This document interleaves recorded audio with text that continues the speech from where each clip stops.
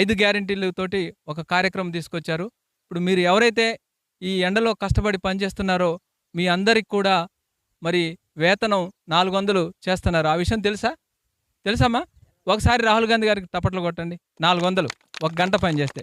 అదేవిధంగా ఎవరైతే మరి కుటుంబంలో ఒక మహిళ ఉంటారో వాళ్ళకి ఒక సంవత్సరంలో ₹1,00,000 ఇవ్వబోతున్నారు. కుటుంబంలో ఒక రేషన్ కార్డు ఉంటే ఆ రేషన్ కార్డులో ఉన్నటువంటి ఒక మహిళకు ₹1,00,000 ఇస్తారు. ప్రతి నెల మీకు డబ్బులు వస్తాయి.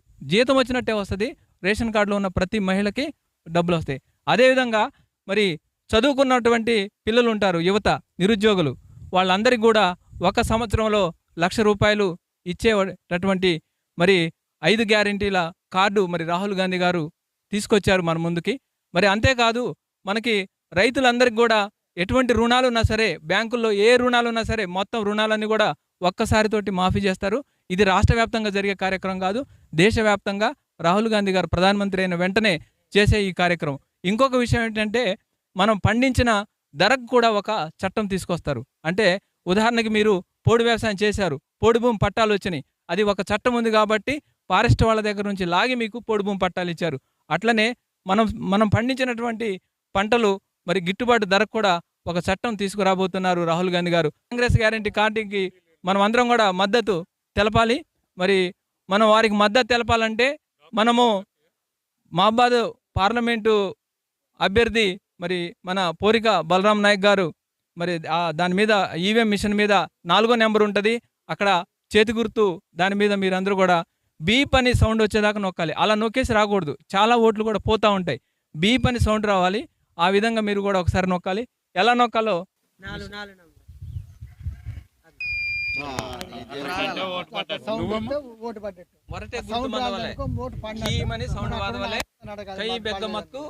కై పర నొక్కాల నొక్కి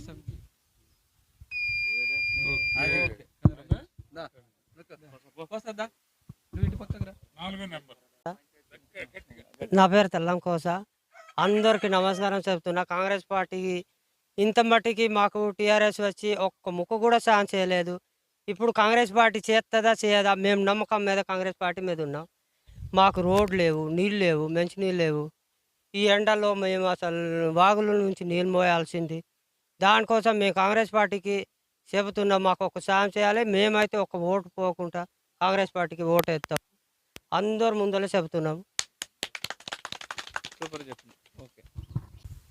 ఈరోజు పార్లమెంట్ అభ్యర్థి పోరిక బలరాం నాయక్ గారు గెలుపు ఆకాంక్షిస్తూ మేము కాంగ్రెస్ పార్టీ ప్రచారం ఇక్కడ చేయటం జరుగుతుంది. ఈ కార్యక్రమానికి డాక్టర్ హనీఫ్ గారు, నాగిరెడ్డి గారు, మన ఊరు కాంగ్రెస్ పార్టీ అధ్యక్షుడు కొండరాములు గారు, ఉపాధ్యక్షులు మన దామోదర్ రెడ్డి అందరూ కలిసి వచ్చాము. కాంగ్రెస్ కమిటీ వచ్చింది ఇక్కడికి. ముఖ్యంగా మేము చెప్పబోయేది ఏంటంటే అమ్మా, మీకు ఈరోజు మనం కాంగ్రెస్ పార్టీ అధికారంలో రేవంత్ రెడ్డి గారు ఇదిలో మనం ఇప్పుడు ప్రస్తుతం నడుస్తున్నాం. మన తెలంగాణ రాష్ట్రం రేవంత్ రెడ్డి గారు ముఖ్యమంత్రిగా మన రాష్ట్రం ఇప్పుడు వారి కింద నడుస్తూ ఉంది.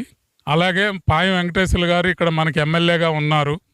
అదేవిధంగా మీరు కూడా కాంగ్రెస్ పార్టీ ఇక్కడ రేవంత్ రెడ్డి గారు, పాయం వెంకటేశ్వర్లు గారు ఇక్కడ కింద ఉన్నది కాబట్టి పైన కూడా రేపు రాబోయే ఎలక్షన్ సెంట్రల్ గవర్నమెంట్లో సోనియా గాంధీ గారు, రాహుల్ గాంధీ గారు అక్కడ ప్రైమ్ మినిస్టర్ అయితే ఎక్కువ మహిళలకి సాధారణ పార్టీగా కాంగ్రెస్ పార్టీ ఉంది. మహిళలకే అభ్యుదయం చేయాలని చెప్పి కాంగ్రెస్ పార్టీ సోనియమ్మ గారు చాలా పథకాలు మహిళలకే పెట్టారు.